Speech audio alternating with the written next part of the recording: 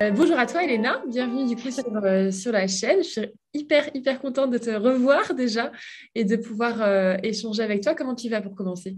Eh ben, bonjour Charlotte. Du coup, oui, bah moi aussi, hein, super contente de te retrouver dans ce cadre-là, dans ce nouveau format, du coup, finalement.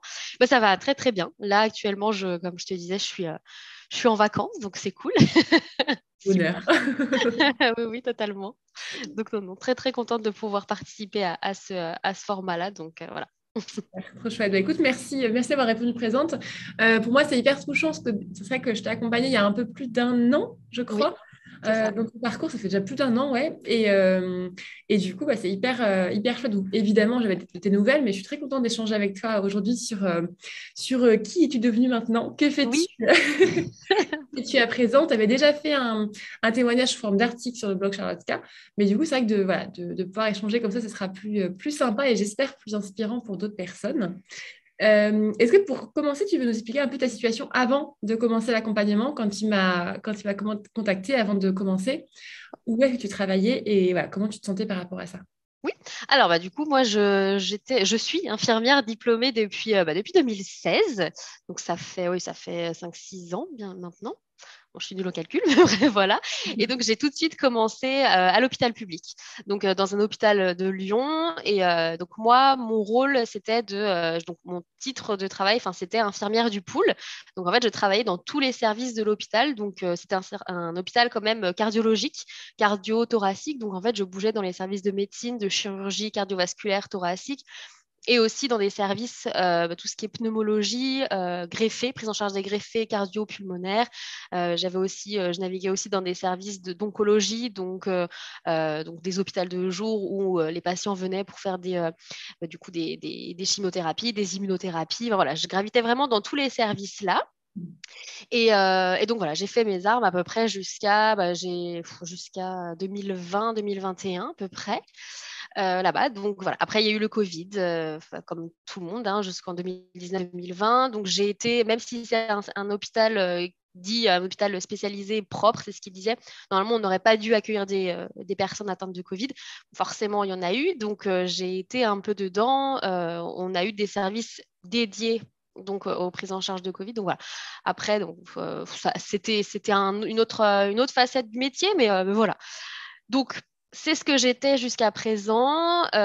Donc moi, infirmière, j'étais une grande défensrice de l'hôpital public, forcément. Le relationnel me tenait à cœur, les soins techniques aussi. Enfin, bon, il y avait vraiment tout ce qui me plaisait au début. Et en fait, progressivement, et je pense que je ne suis pas la seule, mais progressivement, j'ai vu l'état de l'hôpital public se détériorer. On nous demandait toujours plus avec peu de moyens financiers et humains, bien entendu. On nous demandait de revenir sur des repos. Enfin, c'était pas forcément négociable en plus, parce qu'il y a la continuité de soins à l'hôpital. Donc voilà.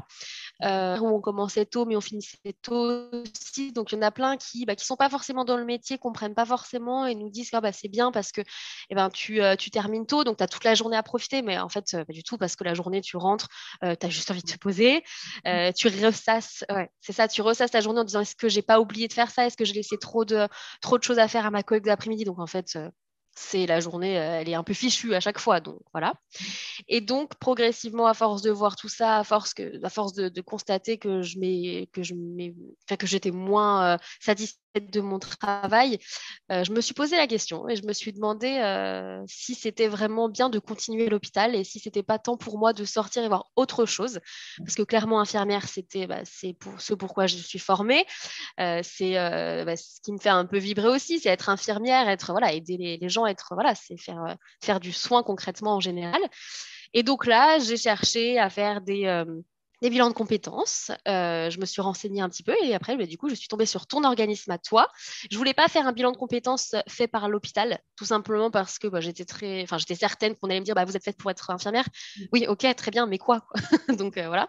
Donc, je me suis tournée vers toi, je me suis renseignée sur ton parcours notamment, enfin sur les autres personnes qui ont été prises en charge par ton organisme. Et donc, ça m'a vraiment motivée à me dire, effectivement, ça peut m'aider oui, j'aime être infirmière, j'aime mon métier, mais il n'y a pas que infirmière à l'hôpital ou infirmière libérale. Il y a peut-être d'autres choses qui s'ouvrent à moi, voilà, et que je ne connaissais pas forcément. Donc, je t'ai contacté. On a eu du mal avant de pouvoir commencer, hein, à cause Oui. des blocages de l'hôpital, hein. Ouais. Mais au final, ça s'est bien fini. Et donc, j'ai eu la chance de me former du coup avec toi finalement. Donc, j'étais assez privilégiée avec la grande patronne. Et donc, du coup, voilà, ça m'a fait ouvrir les yeux sur plein de choses. Du coup, j'ai pu apprendre beaucoup de choses sur moi, sur ce que j'aimais dans mon travail, sur ce que finalement je ne voulais plus dans ma vie privée et professionnelle, parce que finalement, être infirmière, c'est aussi mêler un peu ta vie privée et ta vie professionnelle, hein, forcément. Et donc, j'ai découvert plusieurs autres facettes de métier grâce à ton organisme, grâce à ta formation et ton accompagnement au final, et qui m'a tournée donc vers ce nouvel emploi donc, d'infirmière de suivi patient à distance. Et donc, infirmière qui est possiblement en télétravail. Qui l'aurait cru? Ça Mais existe. voilà, donc il y avait vraiment ce, ça existe. Ouais, et j'en rigolais quand on faisait quand on avait le Covid, et que tout le monde était en télétravail. Et j'en rigolais avec mes collègues en disant je vais proposer à ma cadre de faire du télétravail. Mais comme quoi, hein. C'est dingue. Non, non, ça existe. En Oui. fait, merci déjà pour ton partage, Elena. Ce qui est hyper touchant, c'est que je me souviens que dès le départ, en fait, tu avais cette volonté. Alors, on a pensé enfin, t'as pensé à plein de choses en dehors du métier d'infirmière. Enfin, en tout cas, tu l'as exploré. Mais c'est vrai que dès le départ, tu avais la volonté, en fait, de faire valoir ton diplôme d'infirmière et de pas. Tu avais le sentiment que tu n'avais peut-être pas tout exploré encore. Et ce qui Oui. était intéressant, c'est qu'en fait, je pense qu'on peut le dire aux infirmières qui nous écoutent, quand tu ne te plais pas dans ton travail, tu n'es pas obligé d'aller voir complètement ailleurs à chaque fois. Et parfois, tu peux aussi explorer dans ton métier et trouver ton bonheur. Et c'est vrai que c'est impressionnant de te dire, mais ça existe, infirmière en télétravail. On ne l'aurait pas pensé. Et en fait, finalement, c'est vrai. Donc c'est chouette, c'est un beau cheminement au final. Oui, non, non, mais totalement, hein. C'est vrai que quand on est infirmière, on ne nous propose pas toutes les différentes structures, différentes facettes du métier. Et nous, on doit faire un choix finalement à la sortie de diplôme, que infirmière, hôpital public, privé, clinique, infirmière libérale quelques années après. Voilà, c'est assez restreint. Et puis sinon, il faut faire nous-mêmes nos recherches. Et c'est pas si simple parce que y a des métiers qu'on ne connaît pas. Le mien, notamment maintenant, je n'aurais jamais pensé en fait. Je pensais pas que ça allait exister, que ça existait finalement ce genre de travail. Est-ce Tant que tu mieux. peux nous décrire l'intitulé de ton poste, du coup, et en fait, on va dire les principales missions que tu as? Oui. Alors, mon intitulé de poste concrètement, c'est infirmière de suivi patient à distance. Et donc, le principe de mon métier, c'est de suivre des patients. Donc, on a plusieurs programmes dans l'entreprise où je suis. L'entreprise, en fait, travaille sur des programmes d'accompagnement pour les patients et d'apprentissage pour les patients dans le but d'être autonomes finalement dans leur traitement. Donc, on travaille sur toute la France. C'est pour ça qu'on peut faire du télétravail aussi, parce que c'est vraiment du suivi, mais à distance, à grande échelle finalement, et c'est national. Et donc, mon entreprise est quand même leader sur tout ce qui est programme d'accompagnement. Je sais qu'en France, sur 14 programmes, toute entreprise confondue, on en a 13. Donc, finalement, voilà, c'est vraiment le leader. Je fais un petit peu de pub, sans faire de pub vraiment. Et donc, voilà. Donc, en fait, notre entreprise met en œuvre des programmes d'accompagnement et d'apprentissage, donc des suivis, avec en sponsoring les associations et les laboratoires. Donc, on ne travaille pas pour eux, bien entendu, on travaille avec eux. C'est important quand même de le dire parce que bon, le laboratoire, il n'a pas forcément une très bonne pub auprès de certaines personnes, mais c'est juste qu'ils nous accompagnent finalement pour pouvoir mettre en œuvre ces programmes parce que ça coûte de l'argent concrètement. Donc voilà. Et donc nous, ce qu'on fait, c'est qu'on a plusieurs programmes en fonction de plusieurs pathologies et plusieurs traitements. Et donc on les suit à distance. Donc on appelle des patients en fonction on fait des suivis sur en général 1 à 2 ans. Scindé en plusieurs appels. Et pendant ces appels, on est là pour faire comme une consultation avec le médecin finalement, mais plus aspect infirmier, voir la bonne observance thérapeutique, répondre à leurs questions, être là s'ils ont des questions sur leurs résultats biologiques par exemple. On est vraiment l'interlocuteur entre eux et le professionnel de santé qui les suit parce que forcément c'est compliqué de joindre un médecin quand les médecins sont en consultation, ils sont assez pris, surtout les spécialistes. Et donc, nous, on est vraiment là pour faire le lien et pour essayer de contacter aussi le médecin s'il y a vraiment besoin. Ce qui est important aussi, donc on a vraiment l'écoute. Pour le coup, même si on est à distance et qu'on ne se voit pas forcément, on a vraiment l'écoute et le relationnel qui est vraiment important. Moi, je sais que j'ai des patients qui m'appellent par mon prénom, ils savent très bien qui je suis, ils me reconnaissent à la voix finalement. Donc c'est très très bien et donc on a quand même une écoute, on a un lien privilégié finalement que je ne pensais pas pouvoir avoir par téléphone, hein. Vraiment au début, j'y croyais pas. Et c'est quelque chose finalement de fort parce qu'on tisse des liens vraiment à distance et c'est quelque chose c'est une prise en charge qui est totalement différente mais qui finalement se rapproche en fait du métier d'infirmier qui est d'aider et d'écouter finalement et d'accompagner les personnes. Et on a vraiment de tout âge. On peut avoir du jeune enfant avec tout ce qui est hormones de croissance, par exemple, et de personnes un peu plus âgées dans la prise en charge de maladies rares, de cancers avancés, malheureusement aussi, mais on est vraiment là pour eux. Il y a l'écoute qui est très importante dans ce genre de pathologie en plus. Donc voilà, on a toute notre légitimité ici. Et voilà, donc en fait, on les suit. Donc nous, on les appelle et eux peuvent aussi nous appeler via des numéros qui sont gratuits, donc ils sont vraiment ouverts pour eux. Donc ça, voilà, c'est pour nos programmes. On peut être aussi amené à faire du portage. Donc nous, on a plus l'aspect coordinatrice. Finalement, on a une casquette aussi coordinatrice. Et donc là, on va gérer le portage à la date prévue. On va recruter une infirmière libérale qui sera OK pour aller à l'hôpital, à la pharmacie hospitalière, pour aller récupérer le traitement qu'on aura nous-mêmes commandé. Donc en fait, on est vraiment là pour tout organiser, tout ça autour du patient pour que lui n'ait rien à faire et qu'il reçoive finalement son traitement. Okay. Voilà, c'est vraiment aspect suivi et coordination finalement de ce métier qui est totalement différent de l'hôpital. Voilà, et puis quoi d'autre? Ah oui, j'oubliais, on a aussi des possibilités de faire ce qu'on appelle des astreintes téléphoniques. Donc ça, c'est vraiment un numéro qui est là pour les patients 7 jours sur 7. Après, il y a des horaires en fonction des programmes. Et donc là, les patients nous appellent s'ils ont besoin, s'ils ont un souci avec leur traitement, s'ils ont des questions. Et donc nous, on est vraiment là aussi pour eux. C'est une sorte de petite hotline, comme ils disent. Voilà. Et c'est pas trop difficile. Déjà, moi, ça me parle vachement dans le cadre du suivi. C'est vrai qu'on a l'impression des fois que quand tu n'es pas en contact physique, parce qu'on a beaucoup l'habitude de ça en tant qu'infirmière, tu as l'impression que tu n'as pas le même relationnel qui fonctionne. Et moi, je l'ai vu avec les bilans, parce que nous, on fait du 100% distanciel. Bah, en fait, on voit qu'il y a des choses quand même qui passent, des émotions qui passent et des relations qui se créent. Donc déjà, ça, pareil, j'aurais pas cru au début. Donc là, je te crois. Je crois que ça peut être une belle approche par téléphone.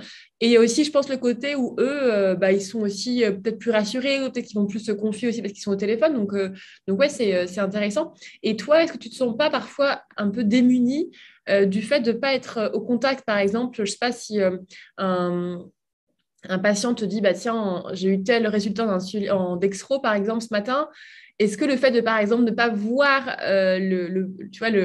l'acte technique, comment tu gères ça, en fait, de ne pas pouvoir palper les choses? Ah oui. Alors finalement, oui, j'avais peur de ça. J'avais peur que les actes techniques, finalement, me manquent concrètement, parce que j'étais vraiment attachée à tout ce qui est prise de sang, tout ça. Enfin, vraiment, tout ce qui est technique, c'était quelque chose qui me plaisait totalement. Mais en fait, je pense que au final, l'accompagnement et l'écoute ont balancé vraiment de ce côté-là. Et en fait, je me suis rendu compte à travers ce travail que finalement, le soin technique, c'est bien, mais le relationnel, c'est quand même la base fondamentale du métier.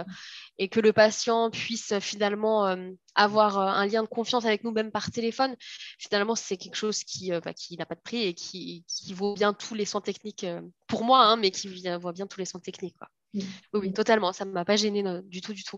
Et pas forcément démunie parce que finalement, on a, comme je disais, le lien de confiance. Donc, on a cette confiance de leur demander le chiffre finalement sur le dextro, par exemple. Ils vont nous le dire, ils ont tout intérêt à nous dire la vérité, donc ils ne vont pas nous mentir dessus. Ouais.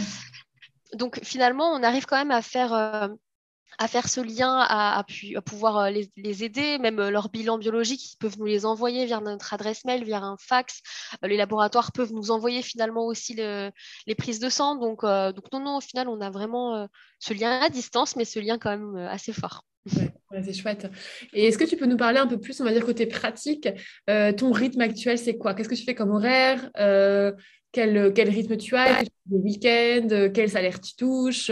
Voilà, côté plus, on va dire, pratique, c'est quoi ton quotidien maintenant? Oui. Alors, mon quotidien, c'est déjà, je ne travaille plus les week-ends ni les jours fériés. Donc ça n'a pas de prix. Ah ouais. Et puis, par contre, ce qui peut un peu, on va dire, effrayer certaines collègues qui travaillent à l'hôpital, c'est que je travaille 5 jours dans la semaine, donc du lundi au vendredi. Après, c'est un rythme qui se prend assez rapidement. Moi, je ne pensais pas non plus pouvoir supporter 5 jours, mais finalement, ça se fait bien. Donc, je fais du lundi au vendredi. Moi, mes horaires, c'est 10h, 18h. avec 1 heure de pause à 13 heures, par exemple, de repas, et 2 fois 15 minutes, matin et après-midi, à prendre comme on veut. Parce que forcément, on est à un travail où on est devant l'ordinateur. Donc, Ouais. je crois que légalement, on est obligé d'avoir ces pauses-là pour reposer nos yeux. Ouais. C'est pas plus mal.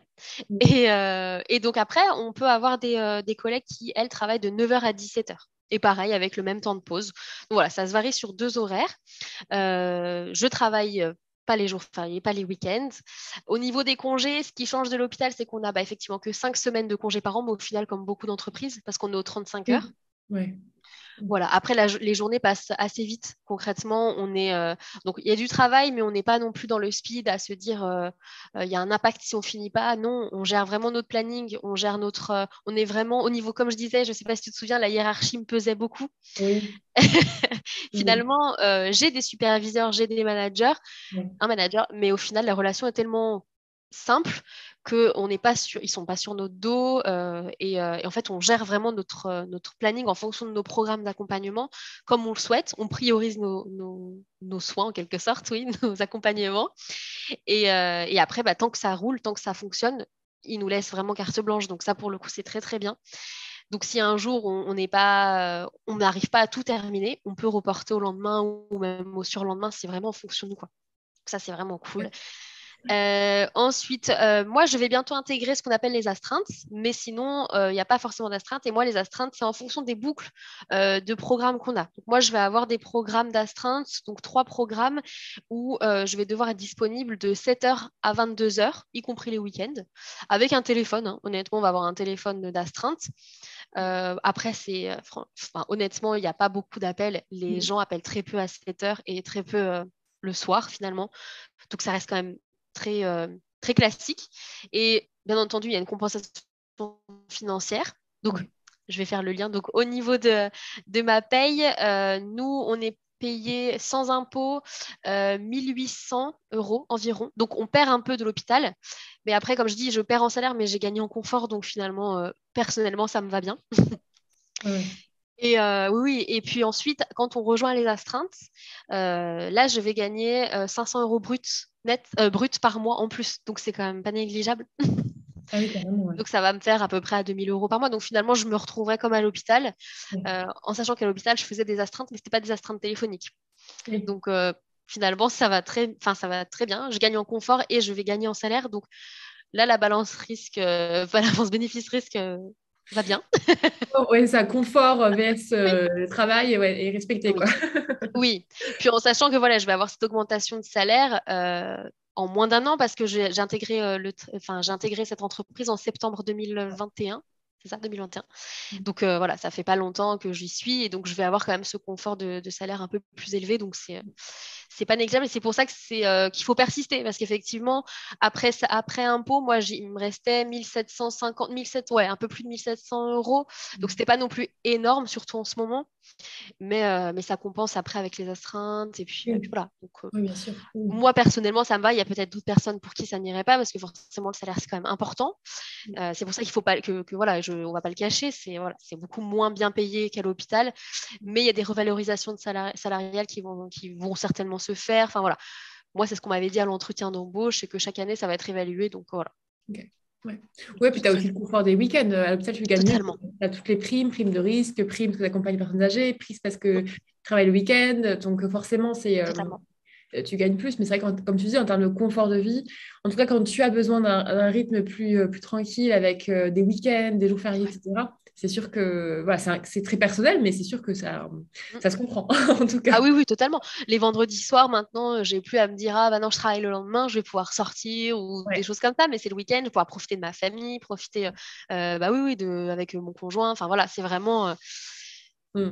ouais, un gain de confort. Ouais, ça n'a pas de prix pour le coup, hein. Ça peut. Et est-ce que tu peux nous parler de la société ou pas? Ou c'est Oui, privé? oui, non, non, on m'a pas dit que Euh, c'était interdit. Enfin, en tout cas, je crois Les pas. pas infirmières ils vont se dire, mais c'est quoi cette société en fait là? Est-ce qu'elle recrute? Alors, oui, alors moi, c'est une société, bon, je peux dire le nom, moi jamais dit, mais elle s'appelle Patientis. C'est une filiale du groupe WebHelp Medica. Et donc, Webhelp, pour le coup, on va prendre par Webhelp. Webhelp, c'est une société qui est internationale. Donc, pour le coup, ils travaillent dans plusieurs pays. Et nous, on a une petite filiale qui s'appelle Patientis qui travaille en France. Bientôt, elle risque de s'exporter pour vous dire que, comme quoi ça commence à augmenter.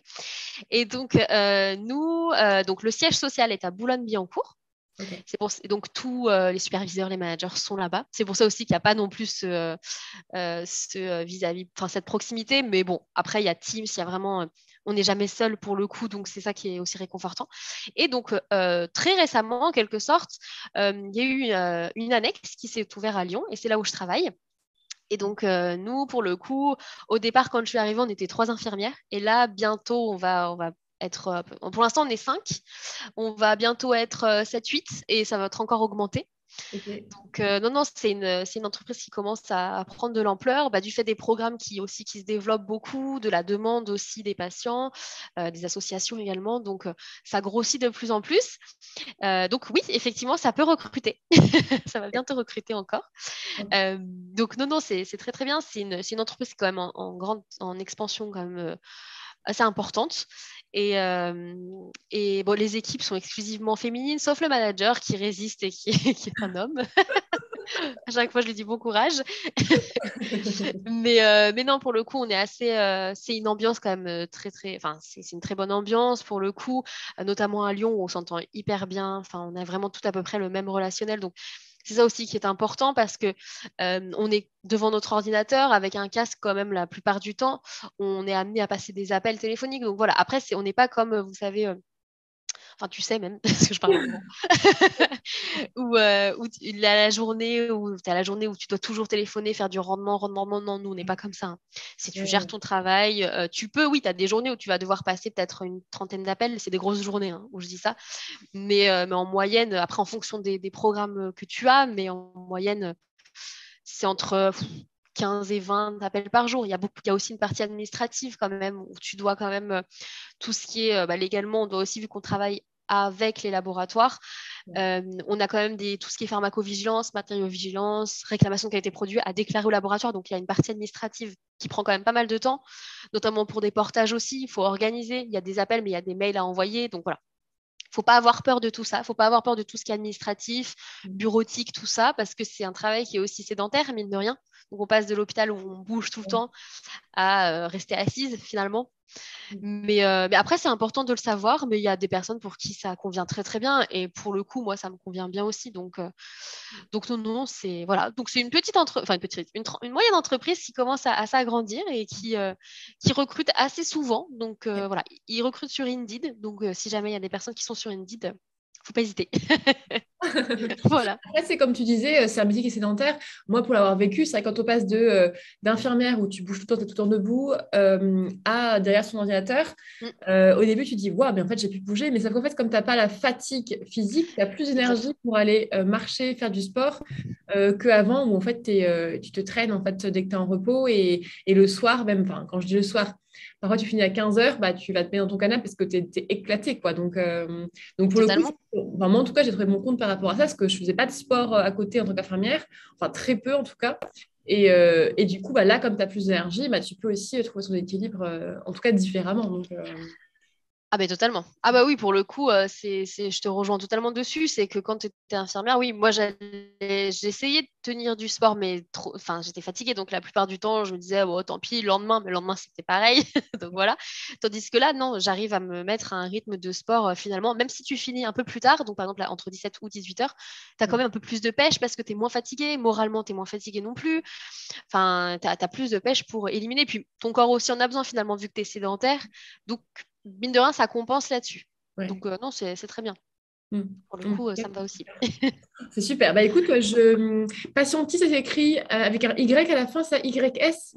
Oui, c'est ça. Ouais, ok. Bah, j'ai déjà vu alors de tête, ça me dit quelque chose. C'est possible. Ouais. Oui, oui, non, c'est vraiment en train de prendre hein, pour le coup. Ouais, ouais, ouais. Bah, faut qu'ils se préparent parce que je pense qu'après la vidéo, ils vont avoir plein de demandes d'infirmières. Venez de ma part. Hein.